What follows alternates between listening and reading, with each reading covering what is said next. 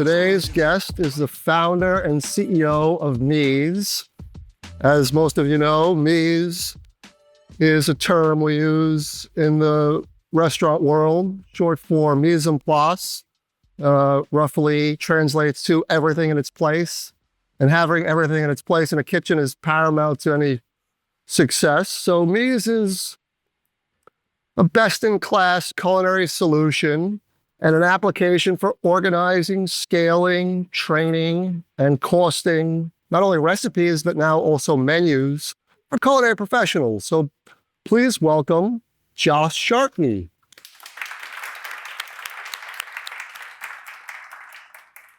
So Josh, please tell us a little about your early career. What were your initial inspirations for entering the food world? Sure. Well, a little over 2 decades ago, so my age there. My father passed away when I was 16. I was already working in restaurants at that time, but I had to start cooking dinners for the family because my mom worked, all day, all night because she had to support 3 kids. So I sort of fell into it, not because it was something that I loved, but because it was more like a necessity. Then I started to really love it, and I would cook for my friends in high school, and I inadvertently sort of entered a contest for a culinary school scholarship. I had scholarships for wrestling to a bunch of colleges and decided I wanted to go cook instead. So I ended up going to culinary school because, I'm sorry, I didn't go here. Johnson and Wales happened to have a very good wrestling team. They're now the #1 wrestling team in the country for D2. So I ended up there. While in culinary school, I entered another contest that I never thought I would even come close to winning. I ended up being flown to New York City for the finals. Hadn't really spent much time here as a professional.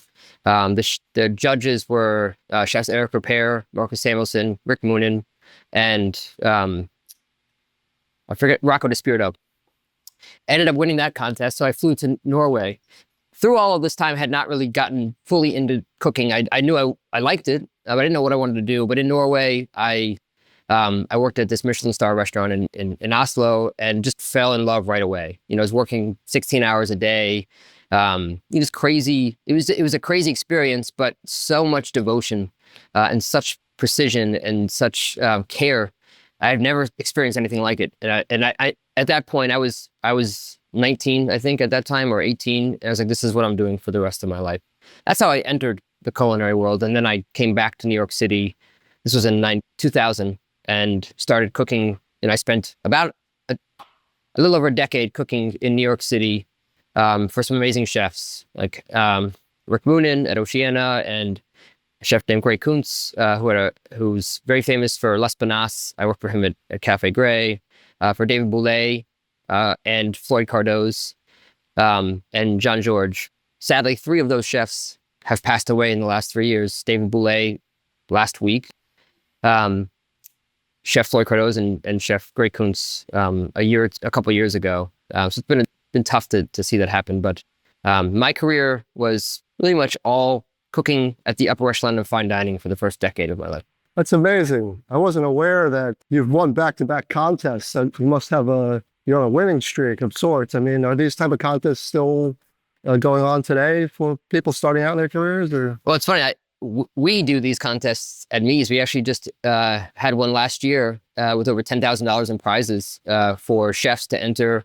We partner with a bunch of food distributors, and it's really close to my heart to give back and do the same thing for the culinary community. So we do a lot of these contests, and so we'll continue to do more of them, just to give opportunities for chefs to just to have more distribution of what they do and more opportunities. I wouldn't be where I was today without it. So I love the idea of being able to do the same thing for others. So you worked a lot for top tier famous chefs, and then at some point you transitioned into the operating side of the business. Can you tell us a little bit about that?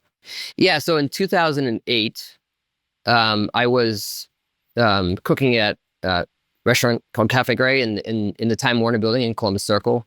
And I was in the midst of opening a fine dining restaurant. And then, I don't know if everyone remembers that time, but there was a big crash, financial crash. It was a tough time for mostly the finance industry, but in general, it was a big market crash. So I decided to pivot and open a fast casual restaurant instead. So I sort of very quickly turned away from fine dining and opened a fast casual restaurant in Brooklyn, which eventually scaled to 4 locations over the course of 8 years. And I became not just a chef, but now an owner and an operator and a dishwasher and an accountant and all the things that come along with, running restaurants. And at what point did it become apparent that there was a problem to solve around the way recipes are created and saved and trained and costed? I mean, there's a lot of problems there, but when was it apparent that the idea for meez was a need? It really grew over a long time. So around 2003, I was working for Danny Meyer at a restaurant called Tabla for Floyd Cardo's. And in the mornings, I'd work for free making charcuterie for Chef Mario Batali. He had a place in Union Square, in the wine. It's called Union Square Wine Merchants. They had this beautiful Sala Maria in the back, and I would make all the charcuterie, pancetta and prosciutto and guanciale and coppa and lomo, and I had this notebook like we all have. I had lots of these notebooks, and I would also on my days off stage at other restaurants just to learn. So one day I was staging at a restaurant called Veritas, really incredible chef named Scott Bryant. I don't think it's around anymore. But I lost the friggin' notebook. I was devastated because that notebook had every detail of time and temperature and humidity and the type of ingredients and the type of curing salt and everything that you would need to know about how to make all of these things was lost. So the novel idea 2 decades ago was I want to digitize recipes. I never want to lose a recipe again. That said, that was before Evernote and all kinds of things that existed. So it was a novel idea.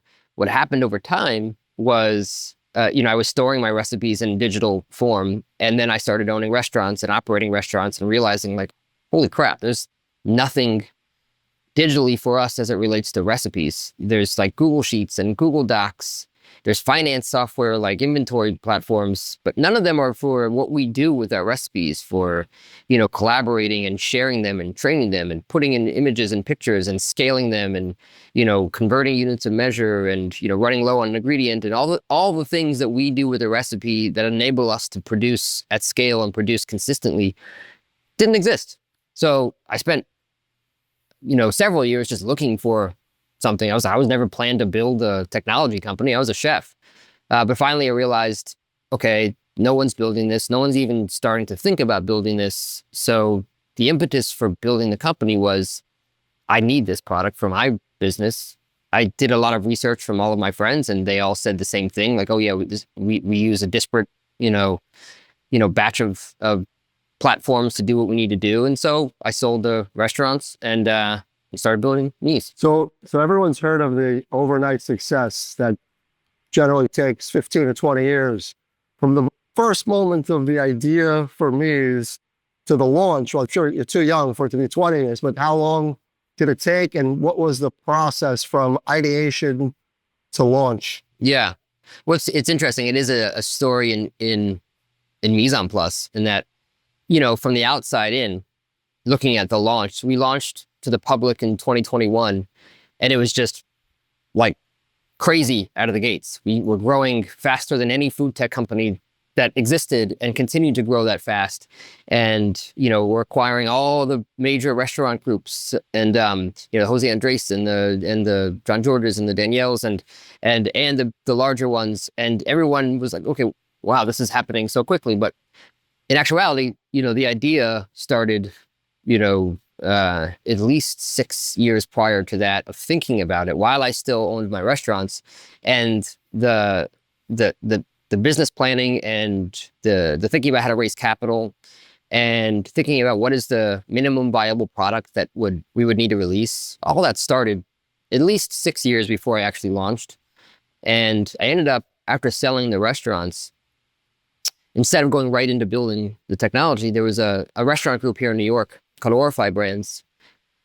And I sent an email to all of my friends and colleagues and customers, just letting them know, hey, I'm selling the restaurant. I'm moving on to build this thing. And like 30 seconds later, I got an email from a friend of mine who's the CEO of this restaurant group called Orify.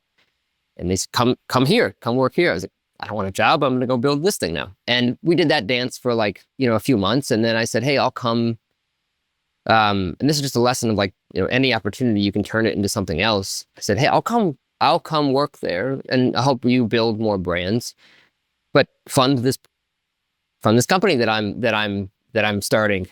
So the agreement was I will come be the director of culinary. I ended up becoming the chief operating officer of this group, but I started it, as a director of culinary, and they funded the first $2 million of the business through their parent company or their holding company, which is a really large investment group. Explain the concept of menu engineering. People hear that term a lot.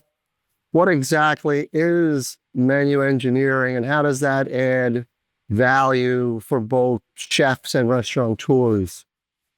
Yeah, well, I think you kind of need to bifurcate menu engineering into the qualitative and the quantitative piece, right? So we can focus for today, at least on the quantitative piece, because that's more of what, at least what we'll show today, that Ursula's going to show today. On the qualitative side, when you think about menu engineering, you have a menu, and you might think about where should I place my menu items such that the customer will go here first if that's the most, profitable menu item or the most popular one, and how should I call this menu item so that it's the most compelling, or what do people want to eat, and how do I collect feedback and synthesize that the right way so that I know what should be on my menu. That's a piece of menu engineering that is just part of running any business. The other side of menu engineering is essentially collecting two pieces of data that you then use to do millions of different exercises. And those two pieces of data are your sales mix and your cost of your recipes, right? So the sales mix is the amount of every single menu item on your menu that you sell in any given period of time. So let's just say that, January 1st to March 31st, I sold 3,819 of the portobello burgers, and I sold 9,000 of this sandwich. All of those become the weighted amount of your total theoretical cost once you also know the cost of your recipes.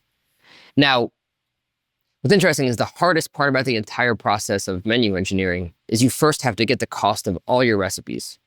Ursula is going to show you meez, and what the reason why we built meez is so much of that, 95% of what happens in menu engineering has to happen before you ever do that exercise, which is you have to know the yield of every ingredient. You have to know that if you peel a carrot, or you dice a carrot, or you chop a carrot, or you juice a carrot, how much do you lose? And how much does a cup of that weigh if you're buying it by the pound? Or how much does one carrot weigh? And how much does dark rye flour versus AP flour weigh? All of that is necessary in order to know the cost of your recipes. And all of that, until meez existed, was done at every restaurant, individually, discreetly, by each team, every time. And there was no sort of database of it. Although most people just didn't do it at all, so we didn't know the cost of our recipes. Once you have the cost of your recipes, there's so much that you can do. Because if you have the cost of your recipes and you know the volume of all of the sales of those recipes, there's a countless number of exercises that you can do to optimize your menu. And that's what menu engineering is. It's optimizing your menu by making changes to see the impact on profit margin, on food cost percentage, on your total revenue, right? So that means anything from, hey, this item is selling a lot and people love it and we have great reviews on it, and it looks like we have an opportunity to increase the price by $1. No one's going to bat an eye, right? You don't want to just blanket increase the price of your whole menu, right? And you also don't necessarily need to just look at what's the, a cost plus model, right? If there's an item that is very popular and it has a good margin, you can make it even a better margin. And so we've built this into meez, which we'll show you, but you can see the impact of if I increase the sell price of one item, or if I sell more of this item, or if I tweak this recipe or this portion size, how is that going to impact my overall profit margin or my food cost percentage, both of which are really important. I'll tell you why next. But once you do that, you have full control over the profitability of your restaurant. And what I'll say is, you'll see a lot of consultants or companies or platforms or softwares that will tell you, we are going to help you reduce waste. We're going to help you reduce your cost. We're going to help you, streamline your operation. I'm here to tell you today that none of them will do that for you. You will do that for you. Those things might help, but you reduce waste. You have to operate better. Some things might help you amplify that operation with software, but all those things are only controlled by how well you operate. The only thing that you can actually do to unequivocally improve the profit margin of your business, that 100% will have a direct impact on the amount of money you can make, is to lower your theoretical food cost, right? So theoretical food cost is essentially like if you wasted nothing based on the cost of all your menu items and based on the sales of those menu items, your food cost is that dollar amount and that percentage. So let's just say you have a 25% food cost. And if I'm going too fast, let me know, I'll slow down. It's exciting stuff. You have a 25% food cost. That's a pretty good food cost. Likely, the average restaurant has about a 2 to 6% delta of their theoretical food cost and their actual food cost. Meaning, if you wasted nothing and you operated perfectly, you would have a 25% food cost. For every $100 that you sell, it would cost you $25.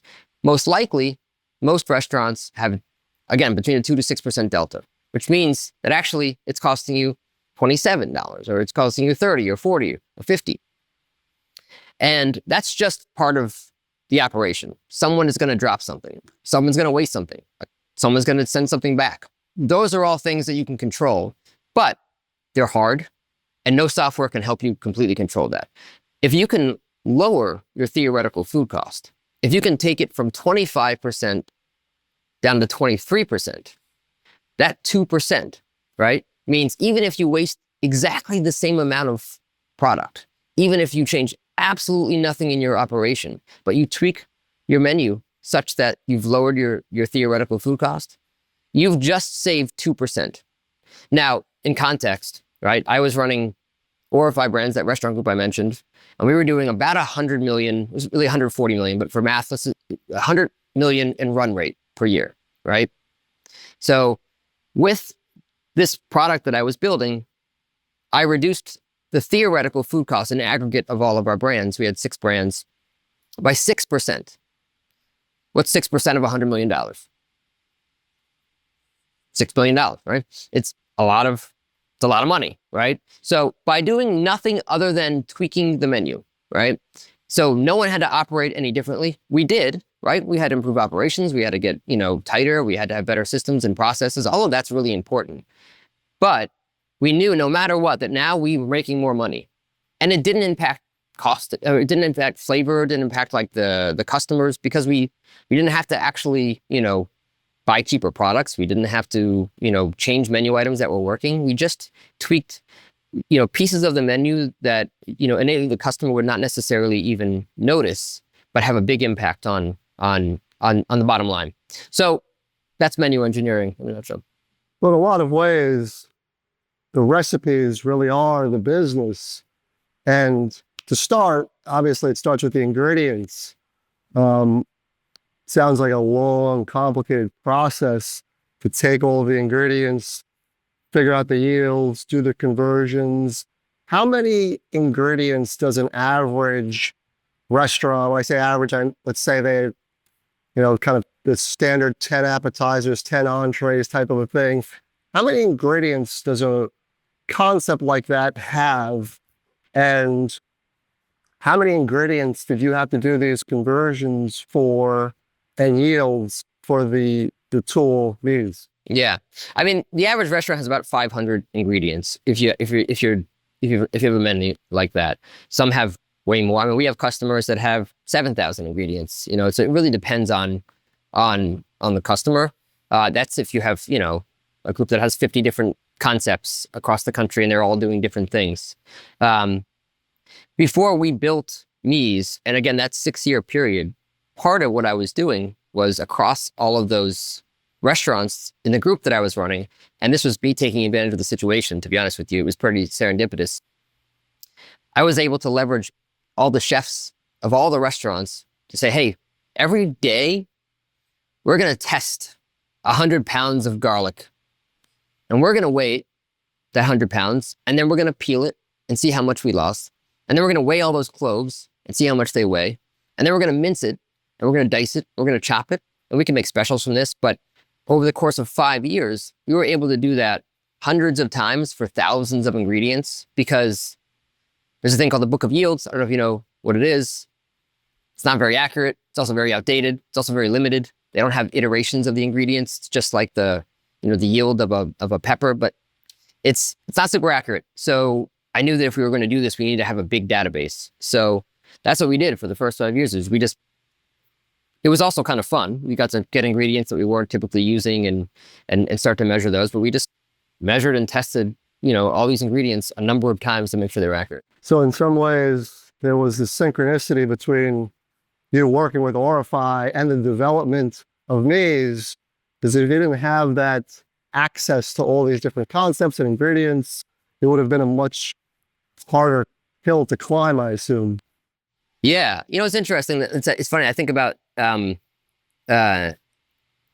Chef David Boulay, who passed away last week. When I was working there, this was in 2003, and it was a tough job.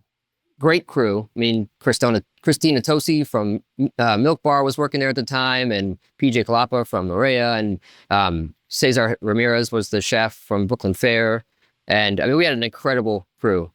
But it was kind of like a crappy job, because you're working, literally 6 days in a double, 100 hours a week, 4-star Michelin spot, you're making like $4 an hour, and it's really thankless, but you learn so much. And I remember one day I was really upset, and I was already thinking of going to another restaurant, but Cesar pulled me aside and he's like, look, every job sucks.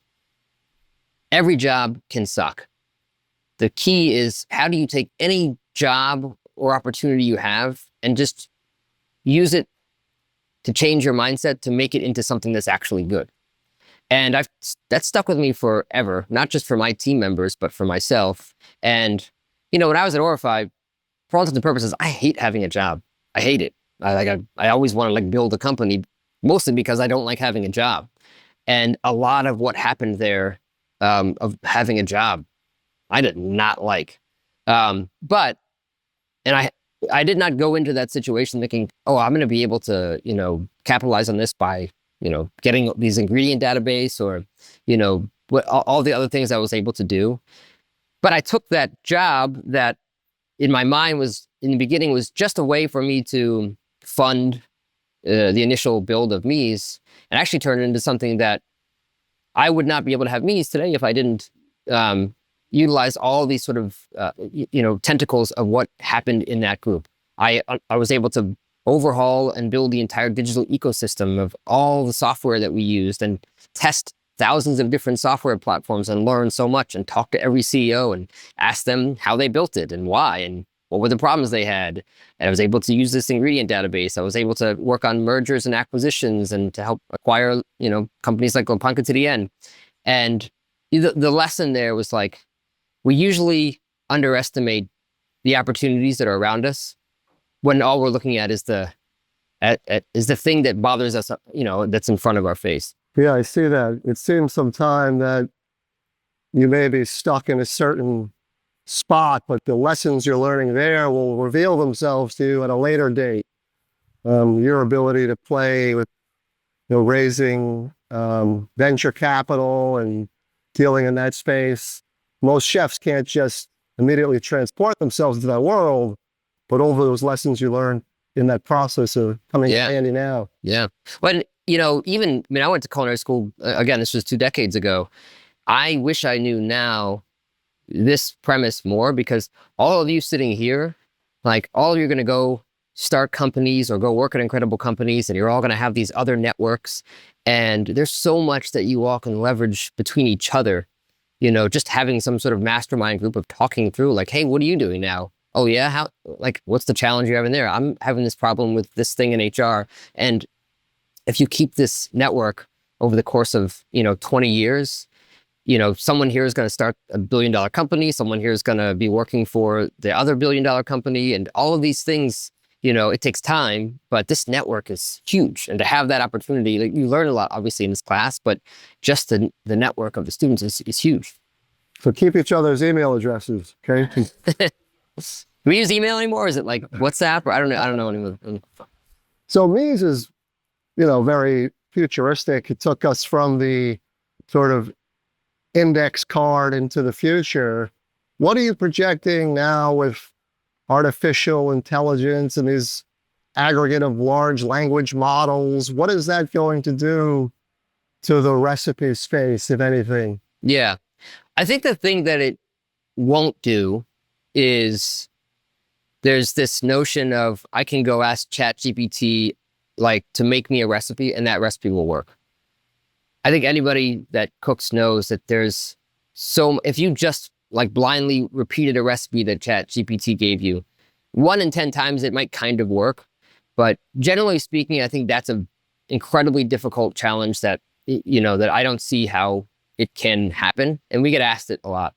I think that the thing that the most important and most valuable asset as we think about deploying AI is what's the corpus of data that you have that you can leverage to help generate, asymmetrical outputs, right? Meaning, if you have, in our case, let's say, we have all of this ingredient data, right? Of all the unit measure conversion, that's great.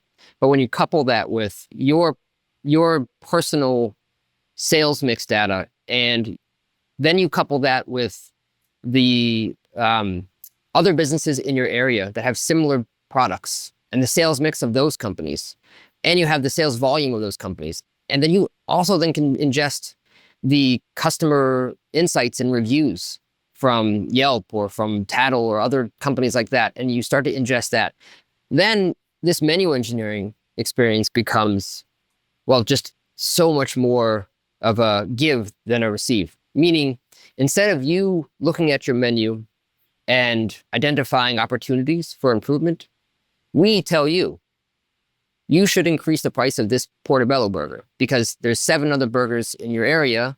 You're the lowest price. It's a great margin. You've increased sales over the last 7 months of this thing. There's been 0 feedback from Yelp of this. So increase this by, 87 cents and you're going to make an additional $400,000 this year. This sauce, it looks like, you've gotten feedback from your team that it comes back, half empty, but it's never finished completely. You could reduce the portion size of this, and an aggregate of the next year, that'll save you $72,000. It looks like you're buying, 200,000 pounds of quinoa a year, and you're paying this, right? The average person is paying this much in your market for this. If you ask your vendor for a 10-cent discount, 10 cents, you'll make another, and this is alive, by the way, this is happening with our restaurants. You'll save $97,000 per location. This is the kind of stuff that we can do now because we have this data. And so what's the most important thing with AI, independent of productivity, there's obviously a ton of things that we can do just with productivity, is becoming a more efficient company, which helps us to keep our prices, low, is when you have a really powerful corpus of data that becomes more powerful the more people involved in that corpus of data, then you have some really, really, really helpful insights for businesses. Okay, so once we optimize the recipes, at some point, if everyone has access to the same tool, maybe there's an even playing field. And then what gives someone the competitive advantage? I always thought it had something to do with your ability to make things that were craveable, right? So craveability ultimately comes down to a recipe, but then there's some other esoteric factor that some chefs have. Have we identified what part of the recipe that is? Is it your? Yeah, I mean, look, there's a lot of scientific, information around flavor profiles and what things, what salinity level and sweetness level will create, craveability. Companies like Kraft and Mars are way better at that than chefs are. I think there's a couple of things. One, the whole purpose of building products like this, independent of just bees, but of building technology, and also the purpose of commoditizing information. Today, you can find so much more stuff online than you could 10 years ago, right? The purpose of this is that the standard becomes higher, right? So the standard of quality now versus 10 years ago is just higher. The expectation is higher. People can do better. They can do more. Chefs can cook, more effectively. So if everybody's on the same playing field, it's now just a better playing field. In terms of how to compete, at least in the food business, but I think it's really in any business, you have to create delicious food. Your product has to be great. We know that. That's a table stake. You have to have great service. That's a table stake. And that actually, most of the time, can outweigh product that's not amazing if you have incredible service. Just ask Will Gadara, right? I don't know if he's been here, but maybe we'll do our podcast here with him. But service can outweigh food a lot. So, service is also a product, right? And how you do that is important. At the end of the day, the only thing that helps one business have a competitive moat over another business, once those table stakes are met, right? Where everybody, all the businesses that have really great product and really great service, is what's your brand equity? Why do people go to your business? That's a whole separate, class, I think, and a whole separate, methodology. But, creating a brand, creating a reason why people, choose to go to your business, that's the most important part. And that has to start from day one. Why did you start this business? What's the vision that you have for the future? And there are enough people that believe in that same vision that can follow you. Apple and Microsoft don't sell different products. They have the same exact product. You might have one person's a PC person, one person's a Mac person. But there's, Apple will never talk about how many gigabytes is in a computer. Apple is selling freedom to design, freedom to create. Microsoft is selling something very different. They both have very incredible products, right? It's the same thing in a restaurant. You have a delicious, steak au poivre here, and you have a delicious steak au poivre there. Why does someone go to this restaurant versus another restaurant? Well, if you both have a really delicious steak and you both have really good service, people go to one versus the other because they feel some sort of connection to this one versus another one. I can't help with that, by the way. But that's what I think we can do is help everybody raise the bar and make sure that you have really incredible. Now, you may have already answered this question in part, but because you arguably know more about recipes and recipe creation than anyone else on the planet, I have to ask you this. Why do you think grandma's recipe just tastes better? Yeah, no, I think it's a great question, and it goes back to what we were just talking about. It doesn't taste better when you make your grandmother's recipe. It tastes better when she makes it for you, right? And part of that is the emotion you have when you're sitting down next to her. We all know, when you're sitting down, with your family eating, you're not scrutinizing that brunoise is a perfect cut, and you're not scrutinizing that the viscosity of this thing is. You're there's an energy there, and there's a reason why you're sitting down with your grandmother and your daughter or your mom, and that's a part of that same feeling of that energy. Now, what I will say to sort of tie this into recipes, because obviously it's a big part of what we do, is the recipe is the nucleus of the business, right? That is everything else, in a business stems from that. The cost of the goods in your business and how you service people and your, what your brand stands for and things like that. But if you don't have a recipe, you can't run a business. We don't hear it that often anymore, but when we would hear when we first started launching meez, we don't use recipes or we don't write it down. It's good for you. Do you want to be in front of the stove until you're 90 years old yourself and not have a team, then that's fine. You can do that. And actually that would work fine. And if that's all you want to do, I think that's a really great, that's a really great approach. And I dream of Jiro. He probably doesn't have recipes. But if you want to have the freedom to grow and scale and be home for, the holidays, and you want to be able to, have upward mobility for your team, and you want to set everybody up for success, the recipe is imperative. And recipes aren't implicit. They're explicit. Your grandmother has a recipe that is, even though it's, just a handwritten thing, she's usually writing some notes in there that are kind of important, that seem innocuous, because she's not writing the methodical steps. She's saying some random thing about use this type of pan or something. But that's our job with our recipes and with any process, is just be incredibly explicit with exactly how you want that thing to be done, because you should never assume that anybody just knows what's in your mind. Mm. So I know whether being a chef or an entrepreneur in the restaurant business, these are very time-consuming, emotionally draining tasks. Is there any way to balance work with a family life? I know you have young children.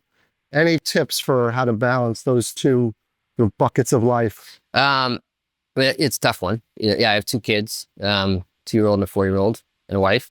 Forget that sometimes. You find all the time for your children and your work, and it's like, oh yeah, when's date night? That's important too. The tip I give everybody, and it's also now I feel like I need to get paid by this company because I talk about it all the time, because there's an app called Reclaim that I use. But my belief is, if it's not in your calendar, it's not happening.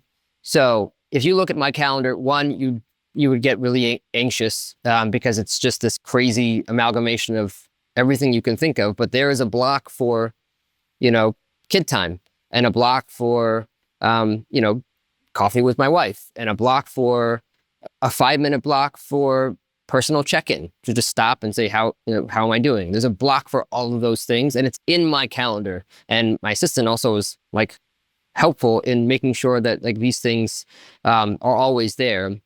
The app that I use now, it's called Reclaim. Check it out. You can create these habits, and no matter what, they always are in your calendar, no matter who books time on your calendar. So I have a block for strategy, 2 hours a day, at least twice a week. And that block can change, Now, some things don't change, like the kid time, because they get home at a certain time. But I find the only way to really balance is, in the same way that you think about a to-do list.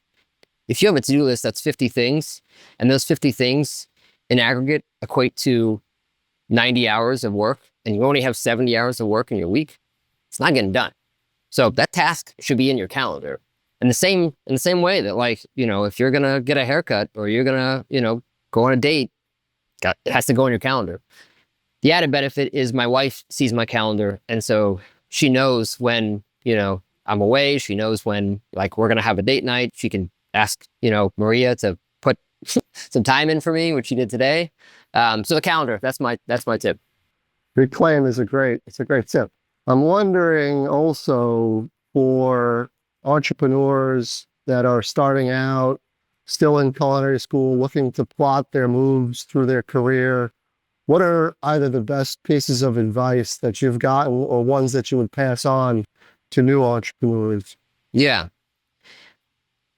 So, what's funny is I think about this more today than I did 10, 15 years ago. And I wish I had thought about more today. I think the most important thing is, think about what is a problem that you would love to solve, and then